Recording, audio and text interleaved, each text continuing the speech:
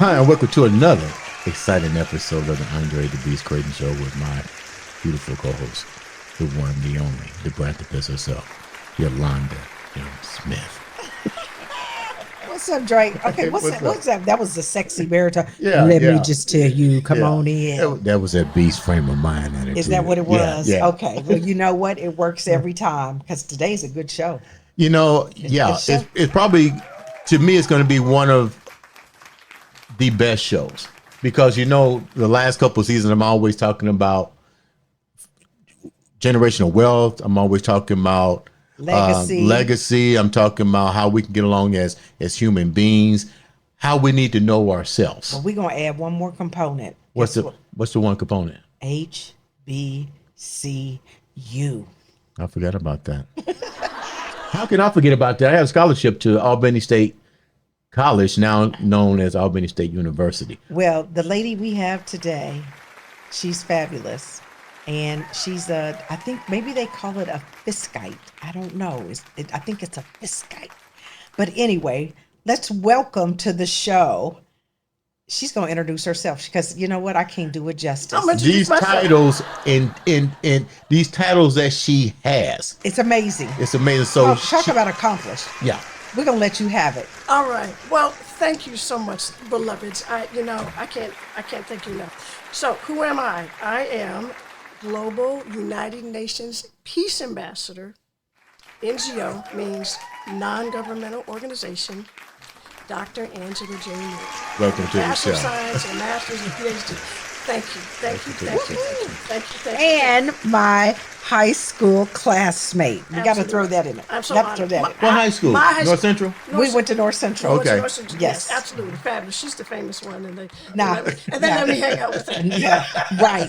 Somehow I believe but that. she's got the UN title, so I mean, what does that tell you? Okay, let's talk about famous. No, but it's a pleasure to have you here. Yeah. Definitely. It's an honor, and I'm humbled. Yes, Absolutely. I think you know what you have had a very unique and exciting career, a journey in life, and so we're excited today to hear a little bit about that. Check this out before we even get started. So I talked to her on the phone, and we might as well talk for almost it had to be over almost 2 hours. We were still talking. Yeah, we were still talking. Yeah. So Oh yeah, my she goodness. has a. Yes. I was. Amazing, isn't it? Yeah. So share with us a little bit about your history. There's so much to tell. I will go way back to the 1800s. And so my great-great-grandfather, on my father's side, is the Reverend Hiram Rhodes Revels. His career ended, I'll do the ending and then I'll go back to the beginning. His career ended as the president of what you now call Alcorn State University, but originally it was Revels University when he started it. Okay. So when he passed away in 1901, he was still president of the university. So back that up. So he's from North Carolina. He's a free man. He goes into the seminary, goes to Baltimore, comes to Ohio, comes to Indiana, and starts the AME Church in Terre Haute, Indiana. He's a huge part of the Underground Railroad that sent and saved our people and got us through to Canada. Yes. Life-saving mission. Had a school there. Married our great-great-grandmother, Phoebe Bass, and they together had 6 daughters. Three lived, three did not. Well, back then in that time, Yes. medical and all and access. And so they stayed in Terre Haute, had the church, and they had the boarding house next to the church. They then go to Mississippi or called to Mississippi. The men are called the women, the way things were, So they go to Mississippi. He gets the opportunity. He's an attorney general for a little while, and then he gets elected on the floor to be the first black senator. And so the 11th one, obviously, was our VP now of the United States. So he's the first black senator, not with a tremendous amount of trepidation. He's in this magazine. He's on the cover of the magazine's VP Harris. On the page 29 is my great-great-grandfather. And he talked about the fact that black folk just, I'm using my words, just were not treated well, and we need to be treated well. We need to be treated like human beings. So Amazing. That's where that is, and then you kind of go through and come to where we are now, 2023. But there's more in between. Yeah. But when you begin it, But that's the beginning. go ahead. We done got excited. Look, we all like, who gonna ask first? Who gonna ask? Yeah. So, You're talking about a time period during slavery. What? the Reconstruction of America. Yeah, but he's a free man. He's a free man, 1850s, and he's functioning as a free man from Baltimore, through Pennsylvania, through Ohio, through Indiana, the most racist state I think, one of the most racist states next to Mississippi in the Union. And the KKK, while it started in Mississippi, but it migrated, to Indiana. But he's still functioning in a time, 45 minutes up north is where the KKK is doing their craziness. And he's in Terre Haute, Indiana, and he's smuggling. That's really what he's doing, smuggling our people through the underground process, to freedom in Canada. And I guess and teaching. I could be wrong, but people need to understand during that time transition too, the Reconstruction, you can still get your papers taken away from you and be recaptured and put back into the slavery system. Yes, he was never a slave. My great-grandfather on my mother's side was a slave and walked from South Carolina 1,000 miles to Terre Haute, what we call Lost Creek, and farmland, and ran away with a slave owner's daughter.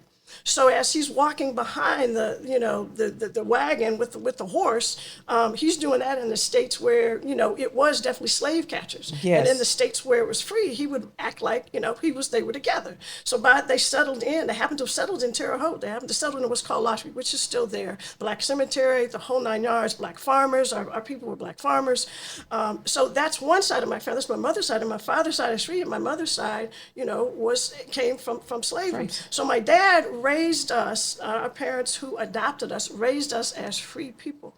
They raised us with a free mindset, and I can't emphasize that enough. Some people are not raised with a free mindset. And you can be physically free, but that mind is still in captivity. And so it's the expectation in our family. So my great-grandfather and my great-grandmother were business owners, technically. Right. I mean, they had the school and they had the church, and those were businesses back then. And then my grandfather, Robert George Nealy, he was also an entrepreneur because he was the pastor of the AME church, but that's the other part, that my great-grandfather started. And they had the boarding house for the black soldiers from World War I all the way to World War II. So he was an entrepreneur. My father was an entrepreneur. He was the vice president and a part owner of what's called Eton Kobe, which obviously doesn't exist any longer. Medinco bought them out, and so the stocks and all that paid for us to go to school without any hesitation. But he also had a laboratory in our house. So I grew up knowing about chemistry from a little kid. I got a chemistry set when I was 8. But it was expected that we become entrepreneurs. Everybody in our family, male, female, entrepreneurs. My mother took in washing. She was a maid when she started. Her mother was a maid, and her mother was a maid. That's just how it was. Yeah. But as times changed and things got better and education was afforded, we could get better, or my grandmother could get better jobs. So in doing so, she had washing and stuff, and she was taking in her ironing or whatever, but she also got better jobs. And my dad had the laboratory, he was the professor, but they worked together and built wealth. We learned about the stock market when I was a kid. I was reading Wall Street Journal when I was 12 and 13. Wow. So following stocks way back then. This is amazing. Let me hold and you. to be in a black family, huh? I mean, that was the anomaly, not the. So in terms of generational wealth, it was expected that we pass down what we owned, and what we owned was land and homes and farmland. And so in my family, I'm the matriarch now, I expect that what I own now will be passed down to the women. That's what it is in my will. I have a trust, all of that. It will be passed down to the women in my family. It is expected that they learn how to be an entrepreneur. What do you think has changed now?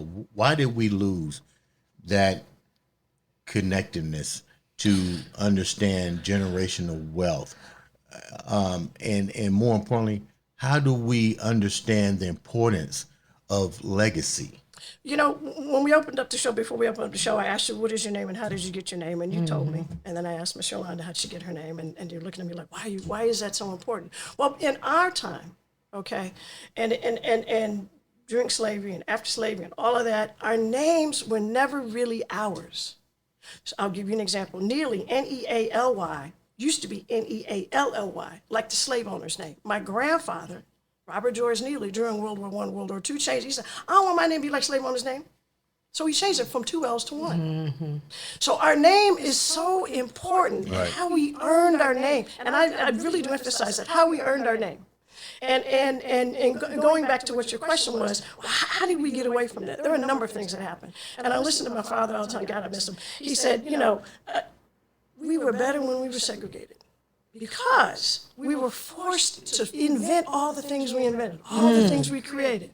and had that community and And had that support community. and We, the village we and weren't the about trying to stab each other in the back. We you're were about right. trying to watch your back. Like I said, colonialism basically is a form of enslavement, no matter what your race is. That's right. That's right. No matter what your race is. And so when your mind is held captive, your body just follows. Right. And your hands follow. But it is hands that build. That's right. There you go. It's Well, hands. and if you even take it back, way back, right? Because I did some research back several years ago and was following the Moors, you know, who sort of migrated. Who were black folk. More, Who were in more Morocco. black, yeah. Lincoln was, there were 5 Negro presidents. You Lincoln know, was one of them. Okay. Yeah. And so you kind of look at it from back there, and the sheer brilliance. The sheer brilliance that we bought based off of our instincts to survive. So you had to do this, you had to do that. And when you look at even the Moors going to Europe, rescuing a country that was going down fast for lack of resources, and I'm not talking about, you know, the natural resources, I'm talking about the intellectual resources. They had to go over there and really connect electricity and all these things so that the country could thrive. But then through the process, all of a sudden there was books weren't allowed, schooling wasn't allowed. These Isn't sort that of things. interesting what's happening now? Yeah. Because you take it away because that's your way to gain the power. Right. Because what do we say? Knowledge is power. It's amazing. I remember sharing with you over the phone, and as a kid, I was always intrigued with history, and I remember the teacher talking to my mom and said something's wrong with him. I said, well, what's wrong? Because I'm questioning history when I'm only being taught that the only contributing factors, me as a man of color, did a cotton gin or did this and did this, and I didn't see anything of positivity. Right. Now, to go back to what Yolanda was saying just a second ago, I see on social media that they're trying to get rid of the superintendent because they did. They didn't try. She's gone. Because she is empowering the history of Black history, and they're saying that Black history is violence. I don't remember hearing any violence about. It's the critical race theory, or it's this thing and this thing. It can only teach violence. How you gonna teach? I don't remember any part of go history to Florida and listen. It has to do with Black people that deal with violence. Well, listen to the governor in Florida and talk about. Anyway, y'all, are we going down that road or what? Hey, I'm looking at a lot of history here, and that's why I want to know. Which way we going here? So Dad said, that was one thing he said, but the other thing he said, Jim Crow is not dead. He always reminded me throughout my career as he advised me, Jim Crow is not dead. What does that mean? That means that what we're doing and doing well, other individuals who may not look like us they do have a tremendous jealousy. I have noticed that. And as intelligent and as bright as we are, and we teach in our homes to ask questions, to read, to study. I talk about this too, and that is, in my home, my library should be bigger than my TV. Okay, say that again for the people in the back. One more time. My library should be bigger than my TV. So if everything I'm watching on this little screen TV is telling me everything, but everything is really in the books, which I think the Kemetians out of Nubia, the Nubian, the first people, and as people intermarried, got lighter. But we all, and from a genetic point of view, we're just one race, and that is, we're just one human race. But genetically, we're just one human race. But color is a construct. It was a construct to economically divide and to create this scenario that this is bad and this is good. So now we come back to our people in our areas where we were segregated. We would work together. We didn't stab each other in the back. We looked out for each other until economics came into the play. Right. And so now we're taught that slavery is economic, whatever. It was, but it was also more horrible than that. But that's not where we started. When I started to tell the story of my great-grandfather, I talked about the end of his life, and then I talked about the beginning of his life. So the beginning of our life is truly over in the 56 nations of Africa. And all the folk of Africa are Igbo and different tribes who look different ways. The Watusi, some are tall, some are short, some are light, some have just, more fine hair, some coarse hair, whatever. But you have their own languages. In Nigeria, I think there's 80 languages just of the one Yoruba that they speak. But the point is, in that the natural resources are all in Africa. The Hope Diamond, the uranium that's in South Africa, and the blood diamonds on the west coast of Africa, it's all there. People fail to realize the first war, not World War I, not World War II, the first major war was other countries fighting in Africa to get those resources. Absolutely. Exactly. Germany, Russia, all those exactly. countries Trying to take fought. it over. And so then you ask, well, how do we get back to where we were? Right. Well, technology has now come along. Yes. Okay, the fast food industry has come along, and all those things. And you have to remember, too, from my side of the world, the science part of the world is if we can't make them work and do for us, we're going to kill them. So how do we do that? Well, let's look at our diet. Boom. What was available to us in that time frame from 1619 to 1865? The scraps from the table. And that's all we had. But we learned how to till the land when we could. Mm-hmm. And we're not that far out from 1865. I think people have to understand that. And so Say that again. We are not that far out from 1865. No. And I think that's where we run into problems because people say, well, how important... That was way back I said, look, that wasn't that far ago. That wasn't that far ago. When you look at 1619, 1865, that's a broader span of time. You do math in public. And so from 1865 to now, Yeah. The math ain't mathing. not that long ago. But you know what's so funny? When you say that, people go, well, that wasn't that long ago. The number one show on TV is 1823 and then Yellowstone that talks about the reconstruction of America from the Civil War to individuals taking over the land on the west to migrate. I said, come on, man, that wasn't that long ago. It's the number one show on TV. And then look at the skills we did have, but under duress. So now the skills that we did have, the quadrillions, and I've lost track of how many quadrillions is owed to us.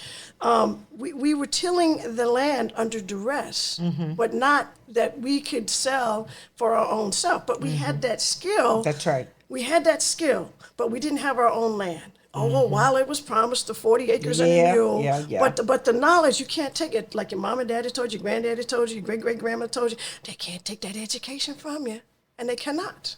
That's right. And so we have that knowledge, and over in the continent where we were brought unwillingly, okay, we didn't come over on the Santa Pinta and all the Maria, whatever. We came unwillingly, and we're lost. 100 million were lost at sea by mental illness, jumping.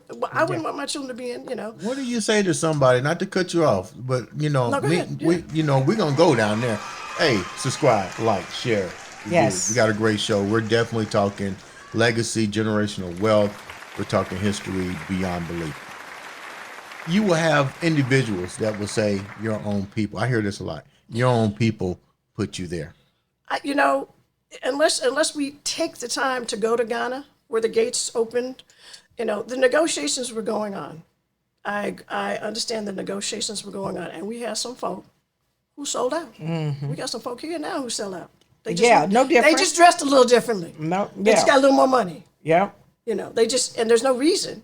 So our own people saw value in colonialism. It's my understanding there was a little trickery going on. Well, and there were promises made. Yep. So our folk who were at the gates, who said, oh yeah, you need to go. Oh, it's great land over there. They were tricked just as well. Mm-hmm. Now, some of them might have known, but did any of them get on that boat and go? Not if they knew. That's right. But they sent the others, selling them a dream. Selling them a dream. Yeah, selling them a dream. Yeah, and they got tricked because they thought that as a result of this, they were going to have economic empowerment, and that didn't come to play either. That did not either. No. So it was on both sides. On both sides. So when you look at her story and his story, because it is her story and his story, it's not just his story, it's her story and his story. You look at both sides, you look at the whole story, and you see that there were many, many moving parts. Mm-hmm. And so, yes, economics was behind it, but what was the truth? Just like when we say, well, is Egypt Egypt? No, the Greeks were jealous. What'd they do? What'd they come in and do? They broke every nose off of every sphinx, every whatever they could do because they were jealous. But it really was the Kameshans. It was the Nubians were the original people. And we know, because equatorial, from a science point of view, equatorial, folk couldn't have been light. They would never have been as light as me. Never. Never. Their hair never been this curly. It would have been rough because of being in the sun, because of the weather, because of the humidity. That's right. Logically, you have to think through the process. You know, and the folk. The region wouldn't have allowed it to be Absolutely, that the way. region was not allowed. And from That's her story point of view, you know that's true. Yeah. So Jesus wasn't white. Impossible. Nobody reads the Bible, but they don't know. Woolly hair, darker in hue. Okay, we dropping gems here. This is an education for your life. Okay, You see, I'm totally quiet. Like I'm not playing with her either. Yeah, I'm not 66 playing. books, 39, 27, New Testament, Old Testament. But the whole point is, right now I'm in Exodus. I'm reading the Bible for the 8th or 9th time. I lost track. But Exodus, I'm now in Exodus. So Genesis talks about the 12 tribes of Israel. Well, they talked about all the wealth that was generated in 12 tribes of Israel. Right? And now we're going to Exodus. Well, Exodus, Leviticus, Numbers, Deuteronomy. But the whole point is, God's chosen people are God's chosen people. And we were chosen a long, long time ago. And we were given intellectual property long, long time ago. And so you suppress that, and that's where you get today. And you start putting people in environments that then all of a sudden take away everything that you were innately given. Yes. And then it becomes a will and a struggle of the mind. So if you have the will to keep moving on, those are the people that don't become their circumstance or their environment. Right, exactly. If you don't, you succumb to that, and then you all of a sudden take on the mindset that this is how it's supposed to be. This is just the way it is. And it's the difference in a fixed mindset and a growth mindset. So the fixed mindset says it is what it is, and they allow life to happen to them. Absolutely. The growth mindset says, no, I can still develop and learn and do things differently, and therefore they make life happen for them. And so when you see it in those sort of terms, it's easy to see how generational circumstances came to play. And when the system took away a couple things happened. The system broke up the home, the family home. Yes, so yes, the relationships were destroyed because Yes. when economic hard times hit, we can help you, but we're not going to help you if there's a man in the house. So you just took that out. You just made the struggle real. You emancipated them. What am I trying to say? Emasculated the man and made him feel less than, that he can't take care of his family. But the woman got to do what she needs to do with the kids. She needs to age, so he can't be there. And then it just became cyclical. Yes. And so what you do, and what I've learned this because I've been studying, is you remove the ability to think positively, and you take away hope.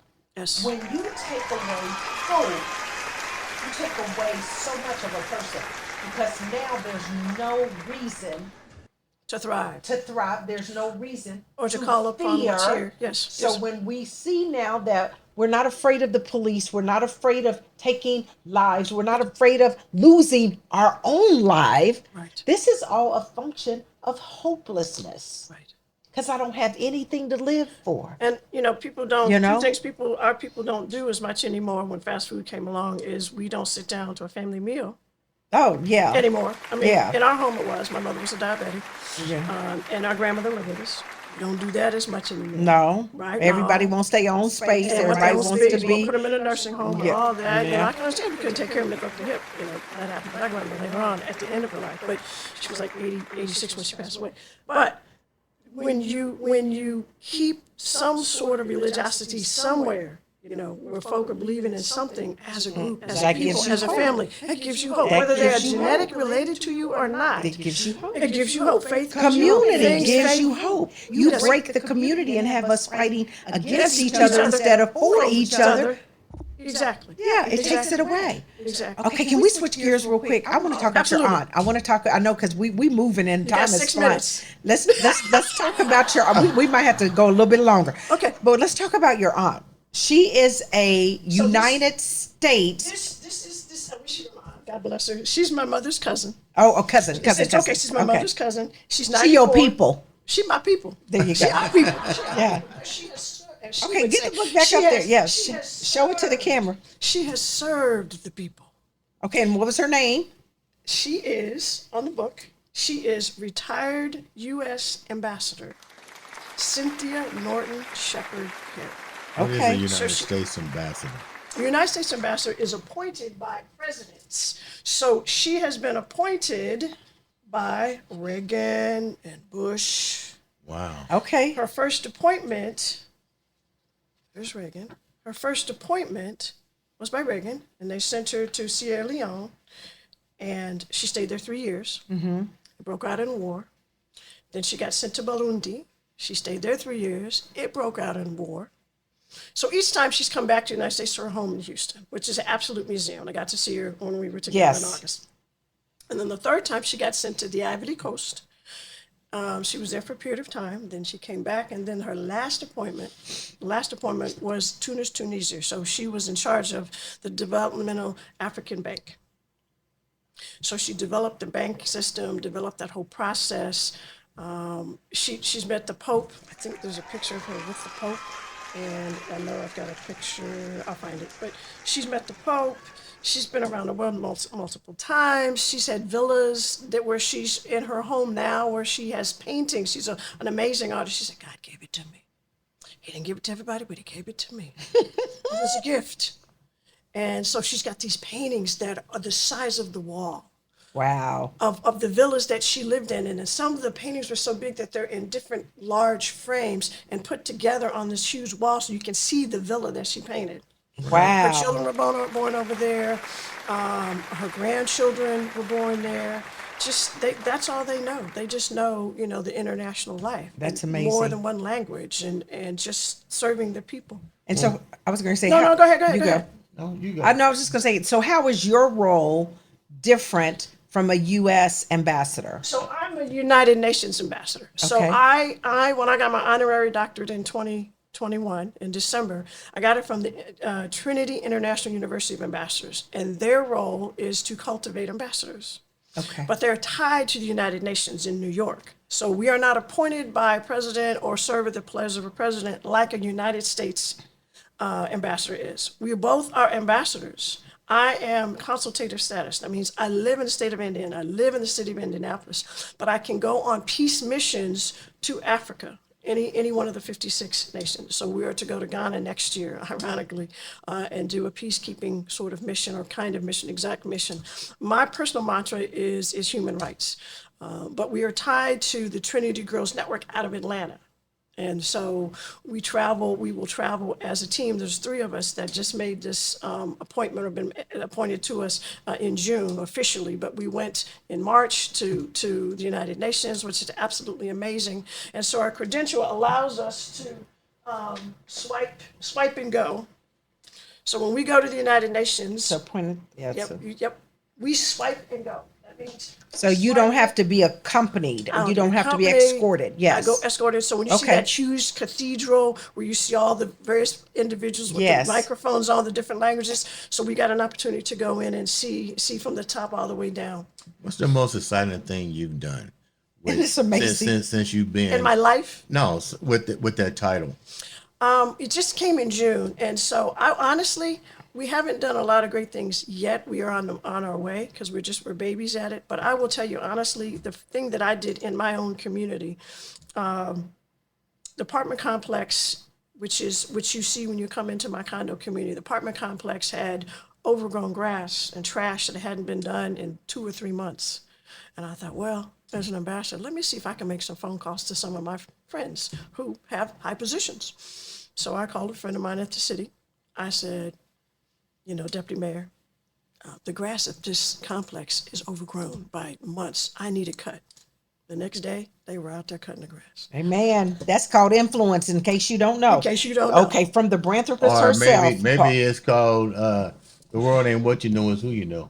Well, Well, some of that too. some of that too. But you've got to But- have the influence to even make But people. they respected That's that right. I was That- calling that's- with my title. That's correct. And they didn't hesitate. They didn't wait 2 or 3 weeks. It Right. was next day.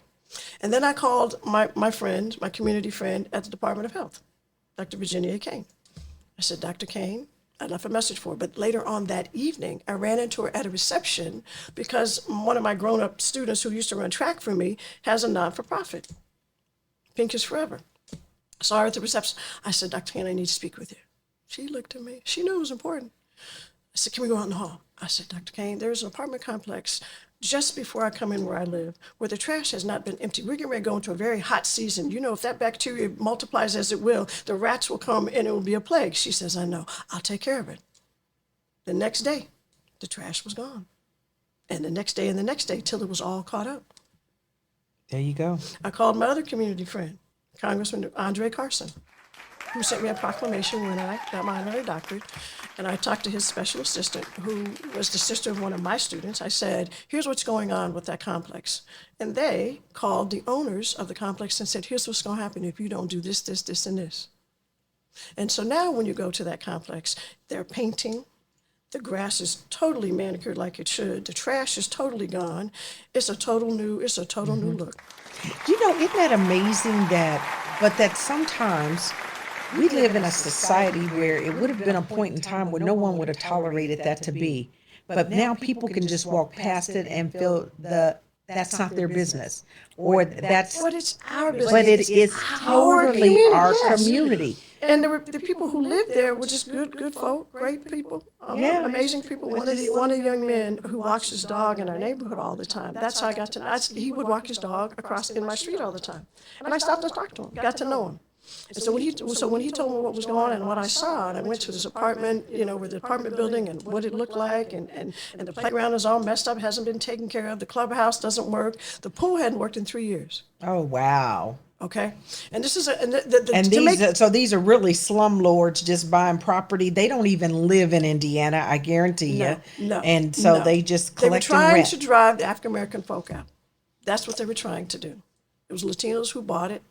Latinos owned the apartment complex behind it in perfect condition. I said, something's wrong here. Because Dela Cruz, who originally committed $250 million in our international area, he started doing things, the Lafayette Square area, he painted it up, made it look good, all of that, and then he stopped.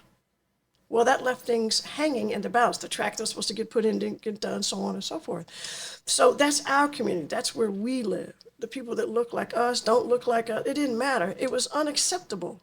Yeah. And as my first appointment as an ambassador, you start locally and you go global. There you go. I If you love don't, it. you start locally and In you your go global. own backyard. Your own backyard. You can't say you're an ambassador and your own backyard looks like who did it and why, and you drove past it every day and said, "Oh, somebody else gonna do it." No, I'm gonna That's do somebody it. else's problem. Yeah, somebody's problem. I'm gonna do it. You know, Yes. because the people I know, I love and my it. sister used to live there a long time ago. My niece Jasmine is 34 now, 35 now. They used to live there. I was like, oh no, we're not doing this. Okay. You're not doing this to our people, black, white, green, purple, gay, straight, whatever. You're not doing this to our people. Not while I'm around. Now, you say you deal with human rights. What are some of the issues that you've tackled, that you've overcome, and what are some of the issues that you really want to address moving forward? Well, let me say human rights will be going forward because the appointment just came. So the human rights would be really, if you look just here in our city, the human trafficking that's going on. When you see young families, you see young women who are here, and then all of a sudden they've disappeared. And nobody seems to know anything. Nobody seems to be taking the time to do the research or to do the detective work to find out what happened. Seems like it's quiet here. Why don't we hear more about it? That's what's interesting to me too. And I believe, again, it goes back to the economics. Who's being paid off to Because there's a whole lot behind that curtain. exactly. There's exactly. yeah. It's And almost so like- we're in the so consultative status too, as I said, means we live here. So we're also in our job as the ambassadors that we are is to do the research part of it. So we're doing that part and we're learning and we're still learning. So from the human rights point of view, I would say the human trafficking and the women, African American women, Latino women, young girls. I mean, when I look at from a familiar point of view, how people are with their children in public. Mm-hmm. Something I notice with our people, we don't let our people just stray off anywhere. Our kids stay with us, close by. I've noticed our Latino familiar families, they let their little kids run through everywhere, all the time. And I go, you can't keep doing that. And then when you see on the milk cartons and on the walls the folk who are missing, they're Latino children. We got to change our habits. Yes. I didn't say Because you black can't. folks Your change our habits. culture might have worked there, Right there. It does but it might not work here. That's right. Right. That's we right. have to change our habits. Yeah. So if you see us holding our children close, Hold your children You got close. to hold your children close because we're looking out for your children while we're looking out for our children. There you go. Let's hold that thought. Okay. We're up on our 30 minute. We're gonna go into part 2, and that part 2 is we're gonna learn a little bit more about you in general. This has been another exciting episode of the Andre The Beast Crayton